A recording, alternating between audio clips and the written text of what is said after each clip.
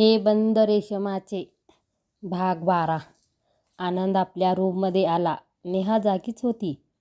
नेहा गेली का स्नेहा, तिनं विचारलं.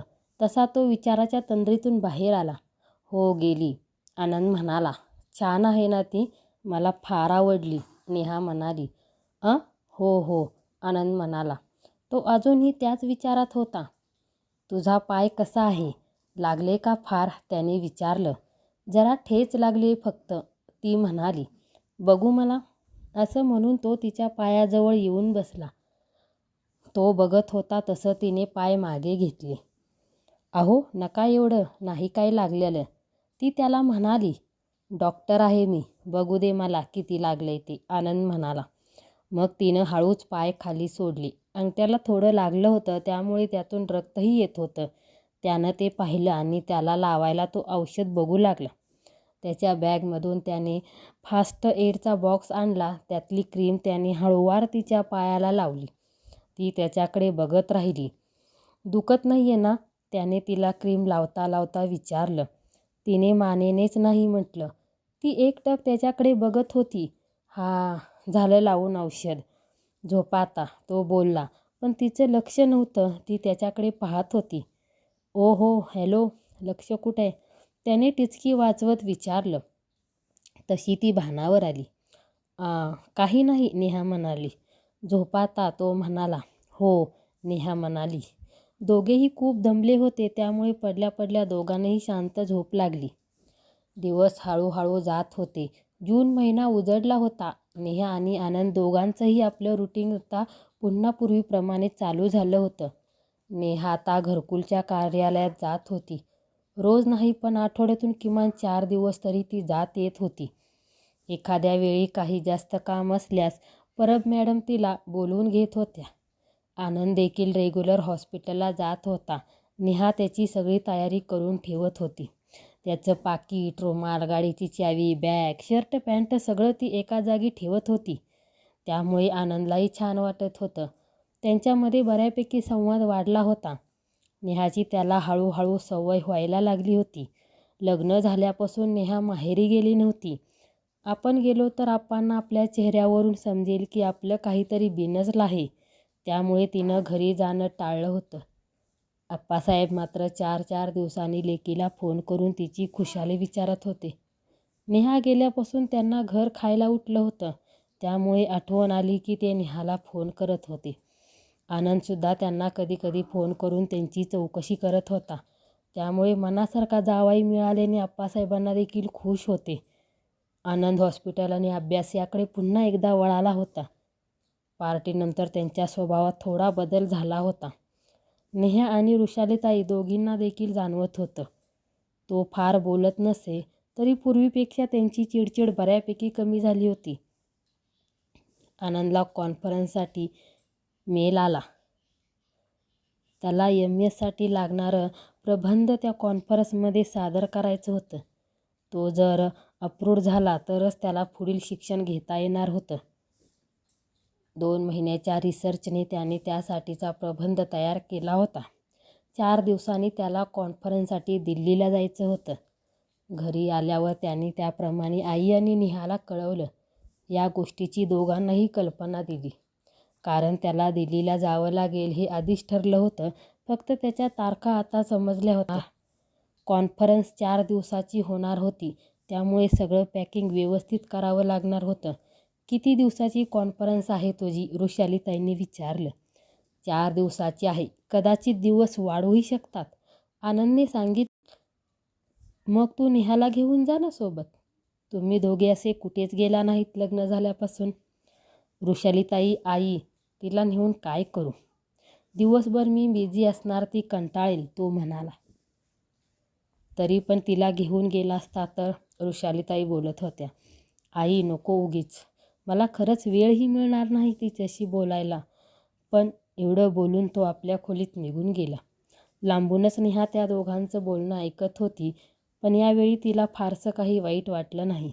कारण हॉस्पिटल आणि अभ्यासचा स्ट्रेस त्याला किती होता ते तिला जाणवत होतं. ती तशीच चालत वृषालीताईंजवळ आली. आई, कामात आहात का, नेहाने विचारलं. नाही, बोल ना, आनंद कॉन्फरन्सला जातोय, दिल्लीला 4 दिवस. सांगितलं ना तुला?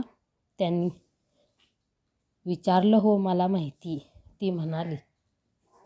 मी म्हटलं त्यांना तुला घेऊन जा म्हणून नाही म्हणाला तो. त्या बोलल्या, आई खरंच त्यांना वेळ नसेल मिळणार म्हणून ते नेत नसतील सोबत. आणि मी मग एकटी काय करू ते बाहेर गेले की. आई एक विचारायचं होतं. नेहा. काय गं बोल ना, वृषालीताई म्हणाली.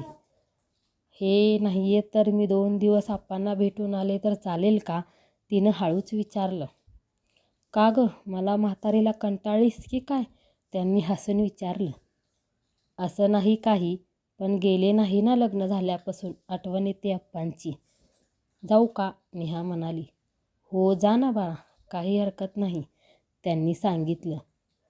नेहा खुश झाली आणि मग आपल्या खोलीत निघून गेली. आत आलं तर चालेल का? रूमचं दार ढकलून तिने विचारलं. ही तुझीही रूम आहे, आनंद म्हणाला. हो, पण अजून माझी झाली नाही ना, ती आत येत हळूच फुटफुटली. काय? त्याला काहीच कळलं नाही. काही नाही, काय शोधता एवढं? खोलीभर कागदाचा पसारा घातला होता त्याने. अगं त्या रिसर्चच्या हार्ड कॉपीज ठेवल्या होत्या इथे, त्या शोधतोय. सापडतच नाहीत. वैताग आला शोधून. दिल्लीला जाताना हव्यात त्या मला. तो काहीसा चिडून खाली बसत म्हणाला. मी शोधून देऊ का? तिनं विचारलं. मला नाही सापडल्या तर तुला काय सापडणार? तो रागात होता. प्रयत्न करून बघायला काय हरकत आहे? असे कसे होते पेपर्स आणि कोणत्या बॅगेत वगैरे ठेवल्याचं आठवते का तुम्हाला? नेहा म्हणते. काही प्रिंट केलेले आणि काही डायग्रामचे पेपर्स होते. ब्ल्यू कलरच्या फोल्डरमध्ये ठेवले होते सगळे. पण तोच सापडत नाही, आनंद म्हणाला. थांबा, तुम्ही शांत हो, आधी सापडेल, मी बघते, थांबा, ती त्याला धीर देत म्हणाली. मग तिनं थोड्या वेळ शोधाशोध केली. सगळे ड्रॉवर्स तपासले, वॉर्डरोब उघडले, त्यातही नीट सगळं शोधलं. मग त्याच्या शर्टच्या खाली तिला एक निळ्या रंगाचा फोल्डर दिसला. तिनं तो बाहेर काढला. हे आहेत का बघा ते पेपर्स, ती फोल्डर त्याच्याकडे देत म्हणाली. बघू. त्याने सगळे पेपर्स चेक केले आणि त्याच्या चेहऱ्यावर छान स्माईल आलं. त्याला खूप आनंद झाला. हो हेच आहेत. तो आनंदाने ओरडला. तुझ्यामुळे मिळाले, नाही तर काही खरं नव्हतं. माझी सगळी मेहनत फुकट गेली असती. तो खुश आनंदाच्या भरात त्याने नेहाला मिठी मारली. तिला तो क्षण तिथेच थांबावा असं वाटलं. थोड्या वेळाने त्याच्या लक्षात आलं की आनंदाच्या भरात आपण नेहाला मिठी मारली आहे. तसा तो बाजूला झाला. सॉरी, ते चुकून. तो नजर दुसरीकडे वळवत म्हणाला. असू दे, आता हा घातलेला पसारा आपण आवरायचा का? ती म्हणाली. हो, तो हसून म्हणाला. ती मग सगळे पसरलेले कागद आवरू लागली. त्याला विचारून प्रत्येक बंच तिने गोळा केला. फ्रेंड्स, त्याने तिच्याकडे हात करत विचारलं. तिला खूप छान वाटलं, का नाही? तिनं त्याच्या हातात मिळवला. आता हे सगळे कागद नीट ठेवा, दरवेळी मी इतका पसारा आवरणार नाही हा, ती लटक्या रागाने म्हणाली. तसं दोघेही हसायला लागले. मग दोघांनी मिळून सगळं आवरलं. जिथल्या जिथं होत्या वस्तू तिथं जागी ठेवल्या आणि ते दोघे आपापल्या जागी झोपी गेले. 4 दिवसांनी आनंद दिल्लीला जायला निघाले. त्याचं सगळं पॅकिंग नेहा आणि त्याने मिळून केलं होतं. तिच्याशी बोलताना त्याला छान मोकळं वाटायला लागलं होतं. दिवसभराचा त्याचा थकवा कुठच्या कुठे पळून जायचा. रात्री दोघेही जेवून झाल्यावर लॉनवरती फिरायला जायचे. त्यामुळे हळूहळू आनंदला या सगळ्या गोष्टीची सवय होऊ लागली होती. त्यामुळे बाहेर पडताना त्याला सतत काहीतरी राहिल्यासारखं वाटायचं. निघताना त्याने आईला नमस्कार केला. नेहाला बाय म्हणायला तो तिच्याजवळ आला. चल मी निघतो, काळजी घे आईची आणि काहीही लागलं तर मला फोन कर. तो सगळ्या सूचना देत होता. तुम्ही काही काळजी करू नका, मी आहे इथे बघायला, नेहा म्हणाली. चला निघतो मी, नाहीतर एअरपोर्टला निघायला उशीर होईल मला, असं म्हणून तो जायला निघाला. तो जेमतेम दरवाजापर्यंत गेला असेल. पाठून नेहा हाक मारत आली. अहो तुमचा रुमाल, ती त्याच्याकडे देत म्हणाली. थँक्स. तो जायला वळाला. तोच नेहाने त्याच्यासमोर हात करत म्हटलं. All the best. त्यानेही हात मिळवला आणि तो छान हसला. थँक्यू, याची गरज होती, तो हसत म्हणाला. काळजी घ्या, ती दरवाजाला टेकून त्याला सांगत होती. अजून काही? माझी कॉन्फरन्स दिल्लीला आहे. वेळेत गेलो तर पोचेन. जाऊ ना? त्याने विचारलं. ती मानेनेच हो म्हणाली. तो तिला बाय करून गाडीत बसला. गाडी दिसेनाशी होईपर्यंत नेहा तिथेच उभी होती. आनंद वेळेत दिल्लीला पोचला. त्याने घरी फोन करून आईला आणि नेहाला कळवलं आणि तो कॉन्फरन्ससाठी निघून गेला. खरं तर आनंद गेल्यावर 2 दिवस घरी आप्पांकडे जाऊ याचा नेहाने विचार केला होता. पण आनंदने घराची आणि आईची जबाबदारी त्याच्यावर टाकली होती. त्यामुळे घरी आप्पाकडे जाण्याचा विचार तिने सोडून दिला. आनंद गेल्यामुळे तिला घर रिकामं वाटत होतं. त्यामुळे ती घरकुलमध्ये काम करण्यात आपला वेळ घालवत होती. नेहामध्ये देखील हळूहळू बदल होत होते. पूर्वी काम करताना, बोलताना घाबरणाऱ्या नेहामध्ये आता आत्मविश्वास येऊ लागला होता. घरकुलमध्ये काम करायला लागल्यापासून तर परब मॅडमनी तिला प्रत्येक कामात प्रोत्साहन देत असत. त्यांच्या मते कोणतंही काम अशक्य नाही, तर आपल्याकडे ते करण्याची इच्छा हवी. त्यामुळे त्या नेहाकडून काम करून घेत होत्या. चुकलं तरी न रागवता तिला ते समजावून सांगत होत्या. त्यामुळे तिलाही काम करताना छान वाटू लागलं होतं. ती पुस्तक वाचण्यात, चांगल्या व्यक्तीशी भाषण ऐकण्यात आपला वेळ घालवू लागली. आनंदची कॉन्फरन्स 4 दिवसाची होती. आधीचे 2 दिवस आलेल्या प्रत्येकाची ओळख करून त्यांनी केलेल्या संशोधनाबद्दल माहिती विचारण्यात गेली. पहिल्या दिवशी तो खूप उशिरा हॉटेलवर परतला होता. तो खूप दमला होता, पण तरी नेहाला एखादा फोन करावा असं त्याला वाटलं. रात्र झाली होती, पण तरी फोन करून बघू म्हणून त्याने तिला फोन लावला. हॅलो आनंद. हॅलो, बोल ना. पलीकडून नेहा बोलत होती. तू जागी आहेस अजून? मला वाटलं झोपली असशील, तो म्हणाला. नाही, मला वाटलं तुमचा फोन येईल म्हणून मी वाट बघत होती, ती म्हणाली. कसं काय? ती आश्चर्याने म्हणाला. त्यावर ती काहीच बोलली नाही. हॅलो, आहेस ना तू? आनंद म्हणाला. हो आहे, बोला. कसा गेला आजचा दिवस? तिने विचारलं. खूप हेक्टिक होता गं, फार कंटाळा आला. आता झोपेन, आनंद म्हणाला. हा, तुम्ही जेवलात का? नेहा म्हणाली. हो, आम्हाला कॉन्फरन्सच्या इथेच लंच आणि डिनर पण आहे. तुझा दिवस कसा गेला? आनंद म्हणाला. छान होता. आज एक नवीन बाळ आणलं घरकुलमध्ये, त्यामुळे सगळे खुश होते, नेहा म्हणाली. मग दोघांनी थोडा वेळ इकडच्या तिकडच्या गप्पा मारल्या आणि फोन ठेवून दिला.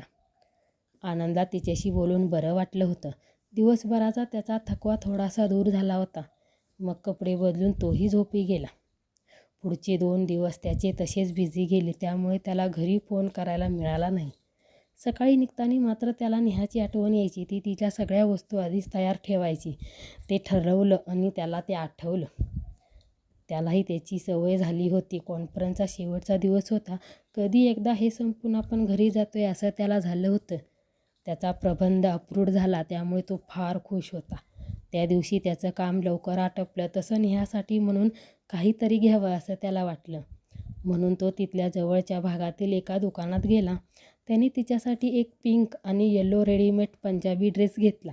गेल्यावर तिला सरप्राईज देऊ असं त्याने ठरवलं. नेहा देखील आनंदची आतुरतेने वाट पाहत होती. परब मॅडमच्या सांगण्यावरून तिनं MA करायचं ठरवलं होतं. तेही तिला आनंदला सांगायचं होतं. आनंद सर नाही आहेत ना घरी, म्हणून मग मॅडमला लवकर जावंसं वाटत नाही घरी, परब मॅडमने तिला चिडवत म्हणाल्या. असं काही नाही आहे, नेहा लाजत म्हणाली. होय काय? कुठे गेलेत आनंद सर? आजीने विचारलं. दिल्लीला गेलेत कॉन्फरन्ससाठी, नेहा म्हणाली.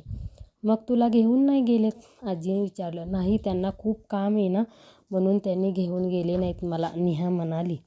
हो का? असं म्हणून आजी आणि परब मॅडम हसू लागल्या. त्यावर नेहा लाजली. बरेच दिवस तुला विचारण म्हणत होते. तू त्या हल्लीच्या पोरी घालतात ना पॅन्टी, त्या फाटक्या फाटक्या पॅन्टी, तसं काही घालत नाहीस का? आजीने विचारलं. नेहा आणि परब मॅडम दोघेही हसू लागल्या. अगं, आमची नात ती घालून फिरत असते. तुमचं काय ते हॉट पॅन्ट की काय म्हणतात ते आठवलं म्हणून तुला म्हटलं, आजी म्हणाल्या. नाही, मी घालत नाही जीन्स वगैरे, साडी किंवा ड्रेस घालते, नेहा म्हणाली. अगं, घालायचं आपण पण, जरा मज्जा म्हणून कधीतरी. तुला सांगते, आमचा सगळा जन्म गेला नऊवारी साडीत. आमच्या वेळी नव्हती कसली मौज मजा. सणाला नवीन साडी मिळायची, पण बाकी कुठे फिरणं नाही की काही बदल नाही. तुझ्याकडे बघून मला माझं तरुणपण आठवलं. अशी काकूबाईसारखी राहू नकोस गं.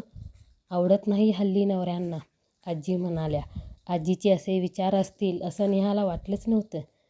आजी म्हणतात ते खरं आहे, नेहा म्हणाली. अगं बाकीच्या मुली बघ कशा राहतात ते बिनधास्त, कुठेही फिरतात. तू पण जरा आता बदल कर स्वतःमध्ये. मस्त राहायचं, मस्त खायचं, मस्त प्यायचं, आपले छंद जोपासायचे, प्रवास करायचा, स्वतःसाठी वेळ काढ आता, मॅडम म्हणाल्या. त्यांनी हसत नेहाला सांगितलं, अगं आमच्या वेळी अशा पॅन्टी फंटी असत्या ना तर मी मस्त घालून फिरले असते. आजीच्या या वाक्यावर नेहा आणि परब मॅडी दोघेही हसल्या. मॅडम मी काय म्हणत होते, आनंदचा वाढदिवस आहे पुढच्या महिन्यात, लक्षात आहे ना तुमच्या, आजीने विचारलं. हो आहे ना, आपण यावेळेस काहीतरी वेगळं करूया, नेहा म्हणाली. काय, परब मॅडम म्हणाल्या. कधी आहे त्यांचा वाढदिवस, तिने विचारलं. म्हणजे तुला माहीत नाही, परब मॅडम म्हटल्या. आश्चर्याने विचारलं त्यावर तिनं नाही म्हणाली. कधी विचारायची वेळच नाही आली, ती म्हणाली. पुढच्या महिन्यात 10 तारखेला आहे त्यांचा वाढदिवस, ते इथे साजरा करतात सगळ्यांसोबत, मॅडमनी सांगितलं.